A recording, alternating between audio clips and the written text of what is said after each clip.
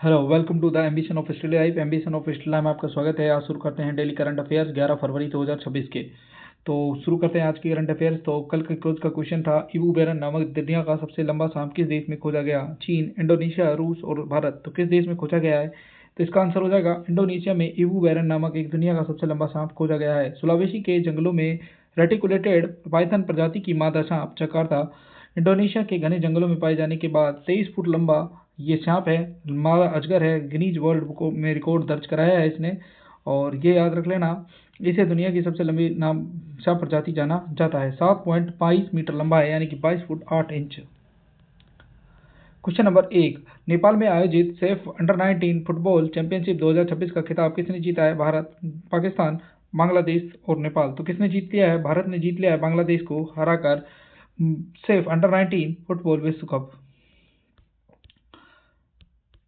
तो हाल ही में पोखरा, नेपाल में 7 फरवरी को भारत की अंडर 17 टीम ने शनिवार को यहाँ खेले दक्षिण एशियाई फुटबॉल महासंघ अंडर 19 महिला चैंपियनशिप के फाइनल में बांग्लादेश को 4-0 से हराकर खिताब अपने नाम कर लिया। कप्तान जुलान नॉर्थमैंथम ने 42वें मिनट में पहला गोल किया। एलिजाबेथ लकरा ने 63वें, पर्ल फर्नांडिस 68वें, स्थानापन्न खिलाड़ी अनिविता रघुरामन 83वें मिनट में भारत के लिए गोल किया।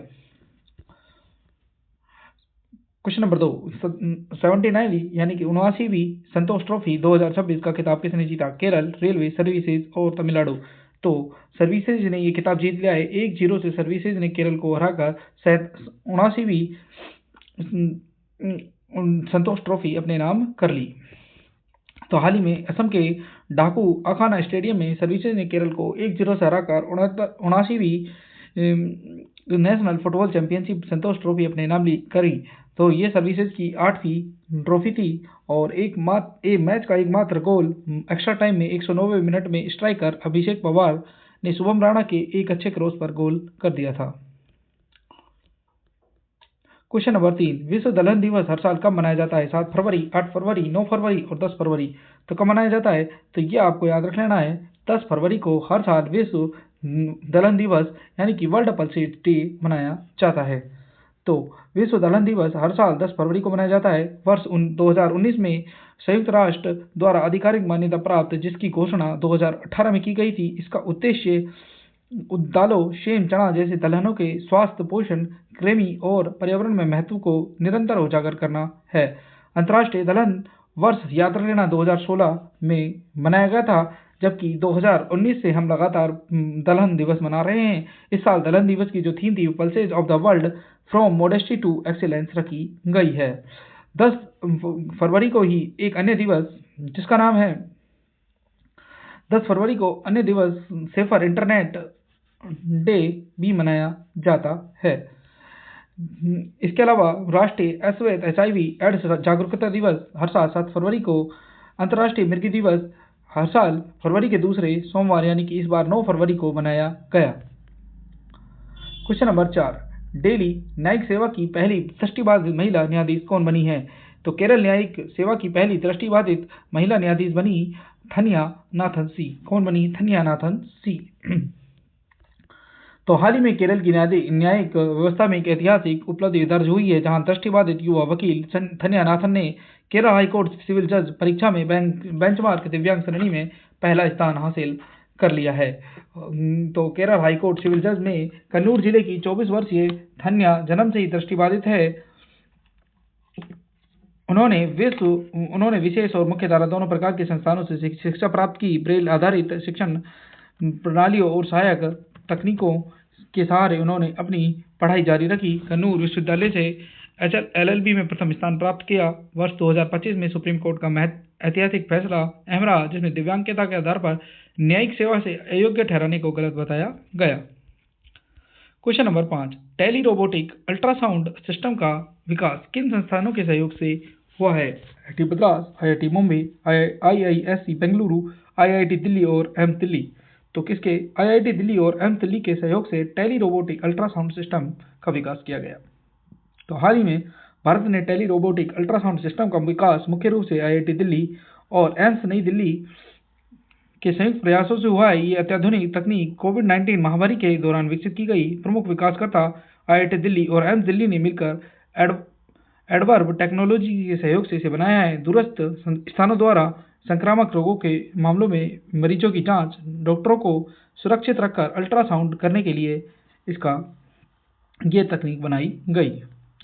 क्वेश्चन नंबर 6, कोपरनिकस सेंटिनल-2 मिशन किस अंतरिक्ष एजेंसी द्वारा विकसित किया गया पृथ्वी अवलोकन उपग्रह मिशन है? इसरो, ESA, JAXA और नासा। तो किसके द्वारा? तो ये यूरोपियन स्पेस एजेंसी के द्वारा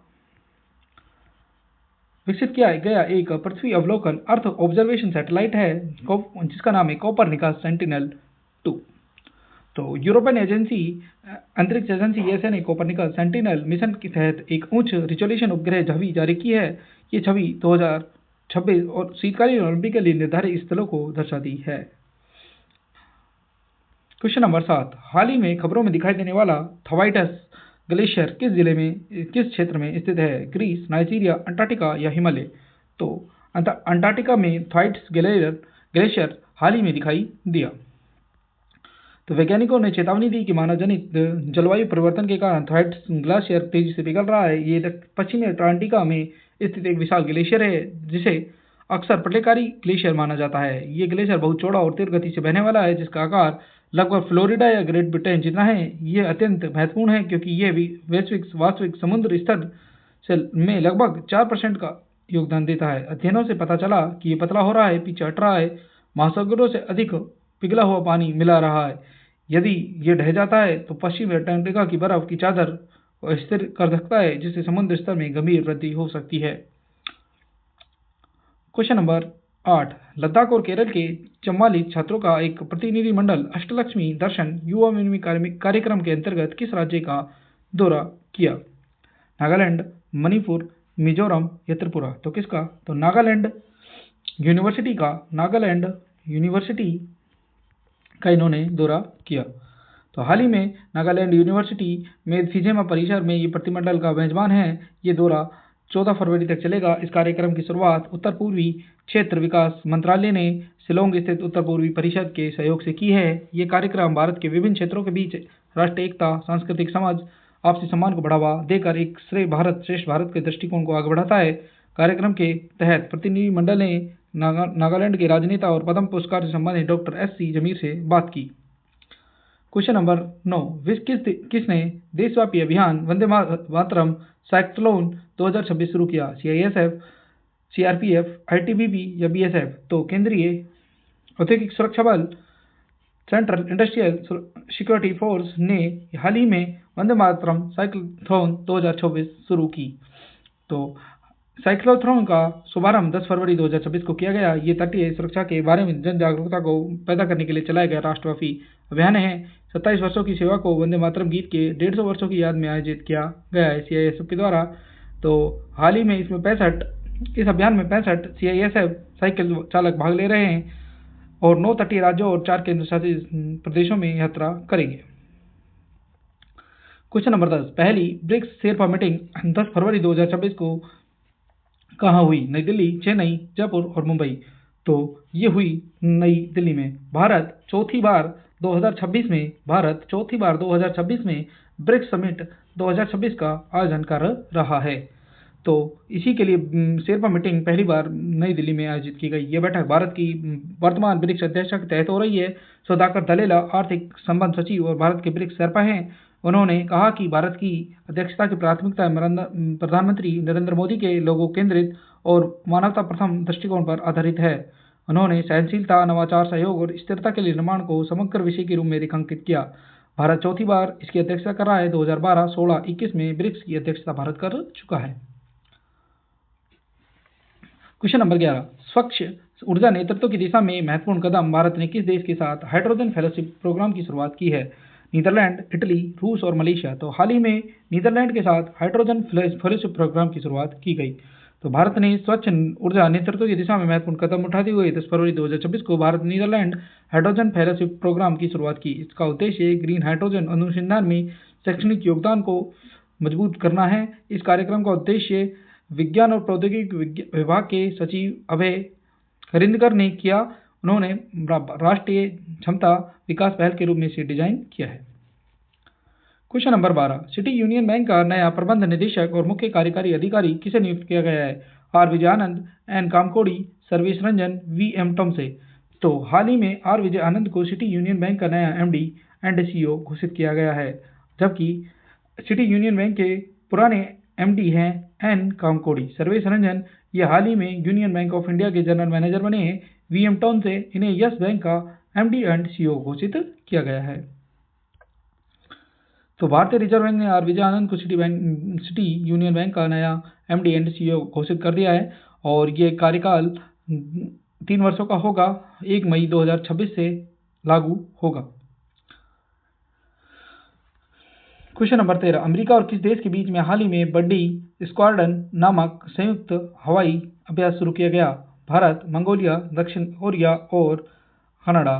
तो किसके बीच? दक्षिण कोरिया और अमेरिका के बीच में बड्डी स्क्वाड्रन नामक एक एयरफोर्स एक्सरसाइज शुरू की गई। हाल ही में दक्षिण कोरिया और संयुक्त राज्य अमेरिका की वायुसेनाओं ने प्योंगयांग के ओसान एयरबेस में एक नए संयुक्त हवाई अभ्यास बड्डी स्क्वाड्रन शुरू किया है। ये 9 से 13 फरवरी तक ओसान एयरबेस पर आयोजित किया जाएगा।